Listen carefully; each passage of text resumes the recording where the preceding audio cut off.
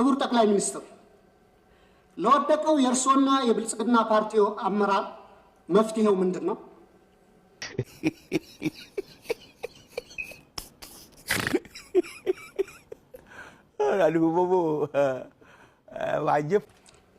ለዚህ ሁለንተናዊ ሀገራዊ ብስቅልቅል ቀውስና ውድመት ወይም ሀገራዊ መክሸፍ ዋነኛ ተጠያቂው የብልጽግና መራሹ መንግስትና የእርሶ የወደቀ አመራር ወይም ፌልድ ሊደርሺፕ ነው።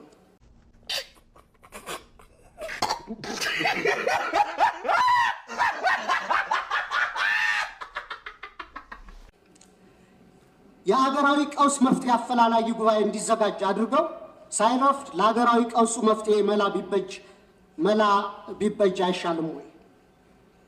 እንደኔ እንደ አንድ የህዝብ ተወካይነቴ ብልጽግና ፓርቲ መራሹ መንግስትም ሆነ ፓርላማው አገራችን ከገባችበት የፖለቲካ ቅርቃር ወይም ፖለቲካል ዴድሎክ ማውጣት ስለማይችሉ ስልጣኑን ለጊዜያዊ ሲቪል አስተዳደር እንዲያስረክቡ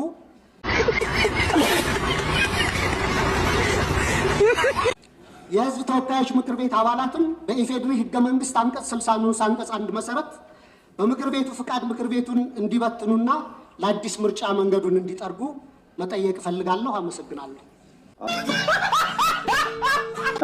ትናንትናን ናፋቂዎች፣ ትናንትናን ለማጽናት የምንሸረግድ ሰዎች ሳንሆን ነገን ለልጆቻችን ለመስራት መጋፈጥ የማይጋባንን ጉዳዮች የምንጋፈጥ ለውጥ ፈላጊዎች ነን።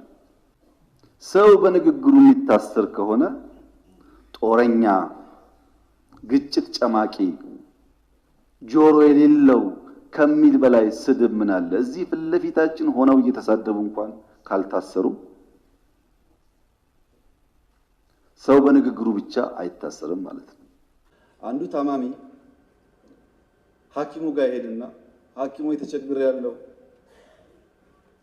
ጭንቅላቴን ስነካ ጭንቅላቴ ያመኛል፣ ደረቴን ስነካ ደረቴ ያመኛል፣ ሆዴን ስነካ ሆዴ ያመኛል፣ እግሬን ስነካ እግሬ ያመኛል፣ መላው አካሌ መፈተሽ አለብህ ብሎ ይጠይቀዋል።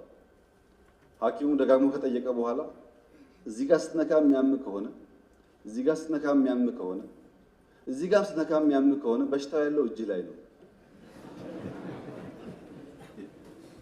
አለው ይባላል።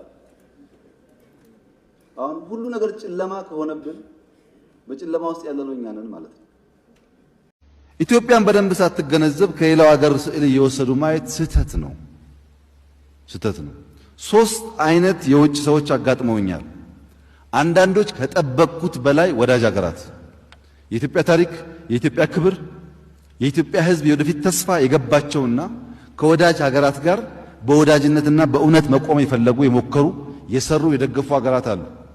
በደንብ በኢትዮጵያ ታሪክ ውስጥ የሚነገርላቸው ወደፊት በሚያገጥማቸው ማንኛውም ፈተና እኛም ከጎናቸው የምንቆምላቸው ሀገራት አይተንበታል። ይሄ ጨለማ ወዳጆቻችን እንድንለይ አድርጎናል። በሌላ መንገድ ደግሞ ያው እነሱም ሌሎች ናቸው እጃቸውን በዚህ አድርገን እንጠምዝዝ ብሎ የሚሞክሩ ኃይሎችም አይተናል። እኔ ከየትኛውም ሀገር ጋር ግጭት አልፈልግም። ከየትኛውም ሀገር ጋር አታካራ አልፈልግም። በሰላም የኢትዮጵያን ብልጽግና የሚረጋገጥበትን መንገድ መስራት ብቻ ነው የምፈልገው። እንድትረዱት የምፈልገው ሌሎች ኃይሎች በኢትዮጵያ ክብርና ጥቅም ከመጣችሁ አንገቴ ይቀላል እንጂ አይደረግም። እሱ በመጠምዘዝ የሚሆን ነገር የለም። ተላላኪ መንግስት ኢትዮጵያ ውስጥ አይፈጠርም። ጥቅም አላችሁ፣ ያን እያስታረቅን ተከባብረን አብረን እንኖራለን። ሁለተኛው ኃይል እሱ ነው። ሶስተኛው ኃይል ግን አሁን ነው ጊዜው ኢትዮጵያን ማጥፋው እናጥፋት ብሎ ደግሞ ገንዘቡን ጊዜውን በደንብ አድርጎ አደራጅቶ አሰልጥኖ የሚሰራ ደግሞ አለ። ጠላት አለ፣ መጠምዘዝ የሚፈልግ አለ፣ ወዳጅ አለ። ለሁሉም መንገር የምፈልገው ኢትዮጵያ ማለት በ3 ሳምንት ውስጥ የተደራጀና ከኔ ወዲያ የጦርነት ጨዋታ አያቅም ምናምን በአፍሪካ ነኝ የሚል ኃይል በ3 ሳምንት መደምሰስ የቻለ